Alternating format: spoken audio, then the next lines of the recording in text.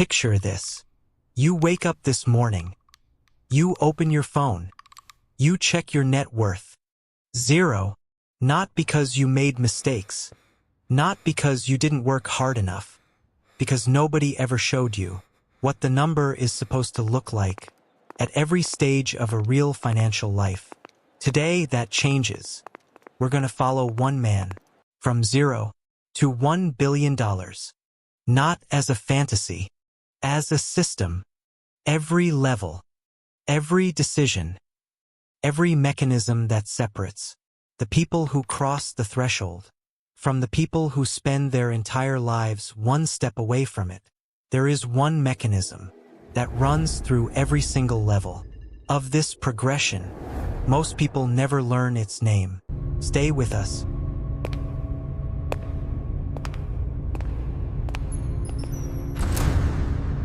Every episode, one system, one mechanism, one level decoded. Subscribe to Wealth Economy and start seeing differently. Level 1. Net worth, 0. Not negative, not positive. 0. Marcus is 32 years old. He earns $47,000 a year. He works 45 hours a week. He has done this for 6 years. And he has nothing to show for it. Not because he's irresponsible. Because at this level, the system consumes everything you produce. Rent takes 30%. Taxes take another 22%.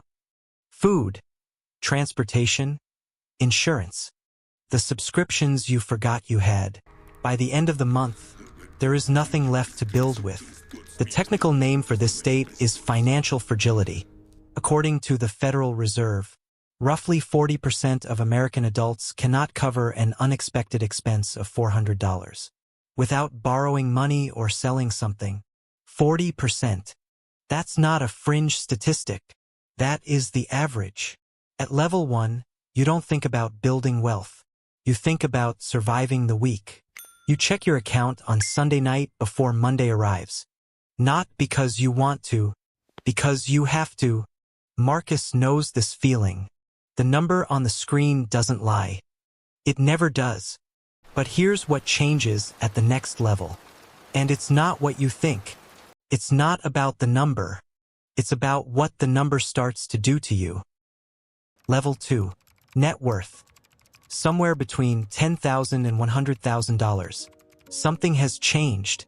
Not dramatically, not overnight, but something has shifted, and Marcus feels it. Before he can explain it, he still checks his account. But now he checks it once a day, not 3 times. That single change, 1 check instead of 3, is one of the quietest signals of financial progress. Most people never notice. At this level, the emergency fund exists. 1,000, 3,000, maybe 5. It's not enough to feel safe, but it's enough to feel slightly less afraid. According to Vanguard's 2023 How America Saves report, the median retirement account balance for Americans under 35 is $13,000. $13,000. That's level 2 territory. That's where most people live for a very long time. The danger at level 2 is not poverty. The danger is comfort. The number is finally bearable. The pressure has lifted just enough. And that's exactly when most people stop pushing. They mistake relief for arrival.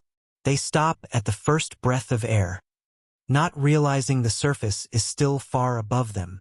There is a ceiling built into level 2 that most people can't see. We'll show you exactly where it is and what breaks through it before this episode ends.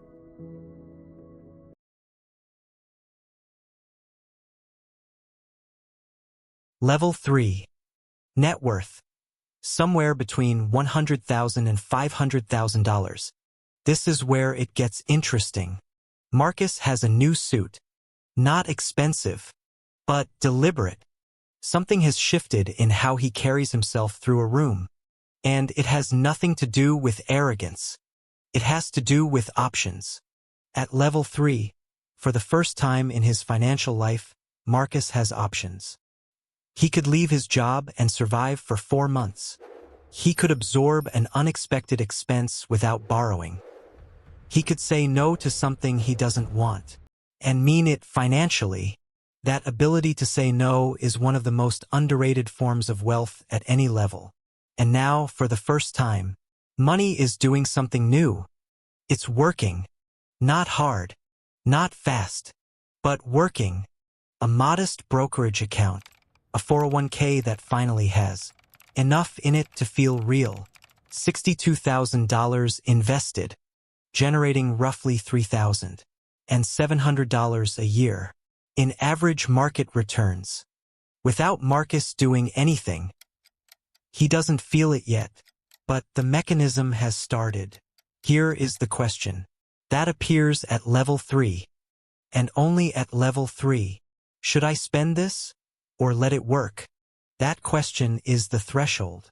Most people who reach level 3 spend it. A better car, a bigger apartment, a vacation that costs exactly what took 2 years to save. And they return to level 2. The ones who don't spend it, they ask a different question. What does this money do if I never touch it?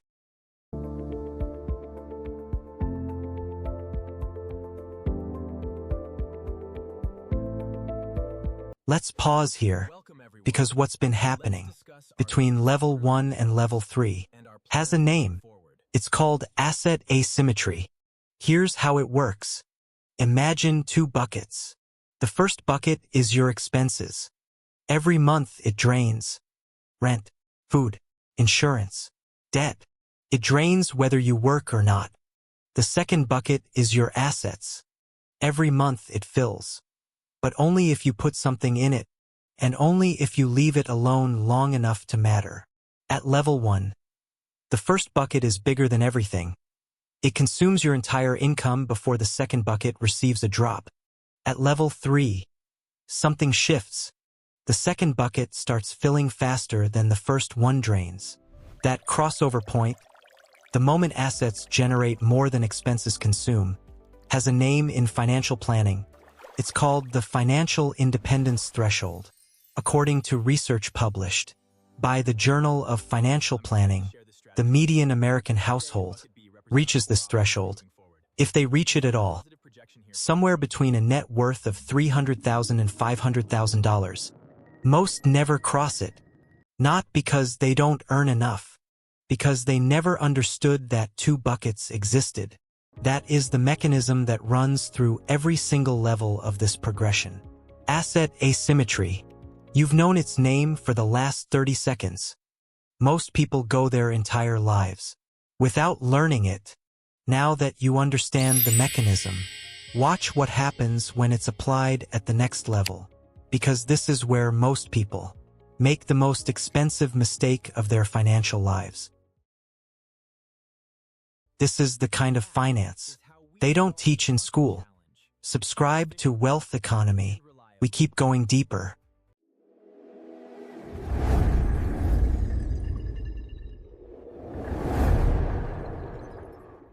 Level 4. Net worth. Somewhere between $500,000 and $1 million. At this level, Marcus doesn't work harder. He works differently. The suit has changed. The room has changed. The questions people ask him have changed. But the most important change is invisible. His money is now producing more than his job. Not much more, but more. A diversified portfolio generating roughly $48,000 a year in passive returns. His salary is $62,000. Do the math. His assets are producing 77% of what 45 hours a week produces. Without the 45 hours. At level 4, the mechanism we described is no longer theoretical. It's a line item on his monthly statement. And here is what nobody tells you. About this level, the biggest risk is no longer losing money. The biggest risk is making the wrong decision with the right amount. Because at level 4, one bad move, one leveraged bet, one lifestyle inflation decision, 1 year of ignoring the second bucket, can send you back to level 2, not level 3. Level 2. The people who stay at level 4 are not the ones who make the most aggressive moves. They are the ones who protect the mechanism with the same intensity they used to build it. Asset asymmetry doesn't maintain itself. You have to choose it every single month.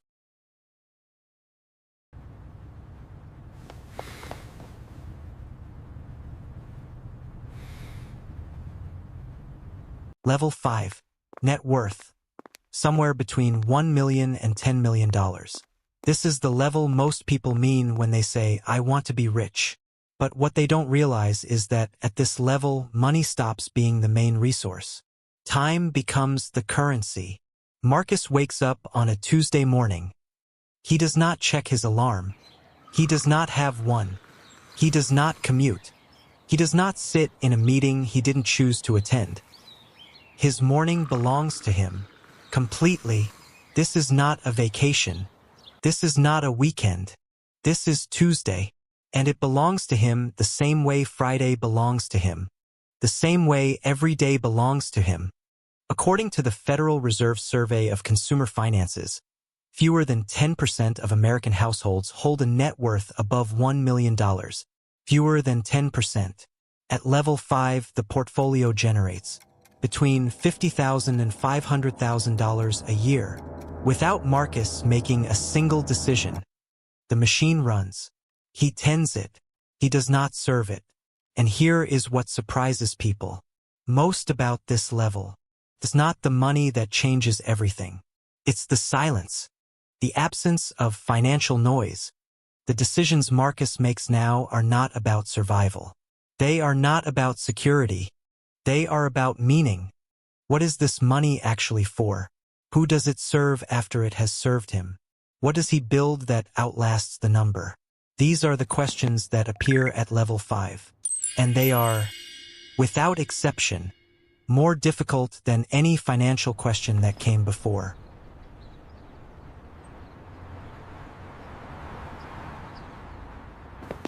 Before the elite level, one number, one fact that reframes everything you've seen so far. The top 1% of American households holds more wealth than the bottom 90% combined. Not the top 10%. The top 1. Now, the elite level. Net worth, $10 million. And above. At this level, the rules are not just different. The game is different. Marcus doesn't manage a portfolio anymore. He has a team that manages it for him. A family office. A structure designed not to grow wealth, but to preserve it, protect it, and transfer it across generations. The most surprising part about the elite level is not how much they have, it's how little they spend. The ultra-wealthy, defined by most financial institutions as individuals with a net worth above $30 million, spend a smaller percentage of their net worth each year than any other wealth group. They don't consume their assets. They deploy them. There is a difference. Consuming an asset means it shrinks. Deploying an asset means it returns. At the elite level, the goal is no longer accumulation. It's architecture. The architecture of a financial structure that outlasts the person who built it. Remember the ceiling built into level 2 that most people can't see? At the elite level, there is no ceiling. There is only the question of what you build beneath it. So, where does this leave you? The mechanism we've been tracking throughout this entire progression. Asset asymmetry doesn't care what level you're at. It's running right now. In your account. In your habits. In the decisions you made this month. Whether you know it or not. Right now, the Federal Reserve estimates that the median American household has a net worth of $192,000. $192,000. That's level 2, touching level 3, which means most people watching this are sitting at exactly the point where the mechanism either starts working for them or never does. The difference between those two outcomes is not income. It's not talent. It's not luck. It's whether you understood that two buckets existed and which one you chose to fill first. Right now, somewhere in this country, someone with your exact income crossed the financial independence threshold this year. Not because they earned more, Because they understood the mechanism before you did. The question isn't whether asset asymmetry is affecting your life. It is. The question is, which level describes your life right now? Tell me in the comments. And tell me which level you're aiming for.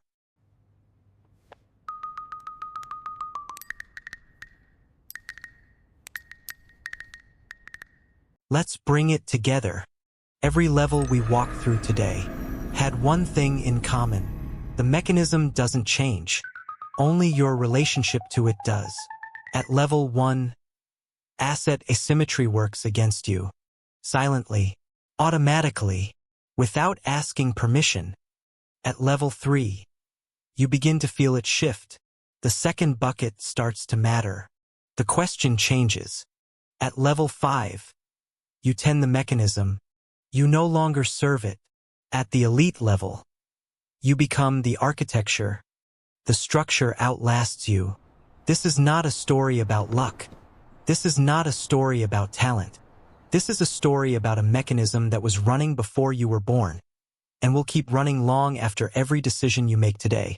The only variable still in your control is whether you understand it clearly enough to use it.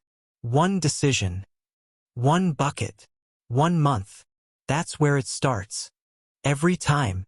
If this raised more questions than answers, that's exactly the point. Next episode, we go deeper into how compound interest silently builds, or silently destroys, every level of net worth we walked through today. Link in the description.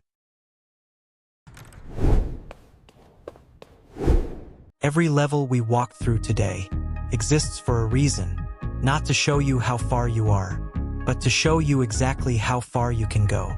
The distance between level 1 and level 5 is not talent. It's not luck. It's understanding the mechanism and using it before it uses you. This is wealth economy, decoding the systems that run your life. Every level, every mechanism, every truth they forgot to put in the curriculum. Subscribe to understand the game and start playing it differently.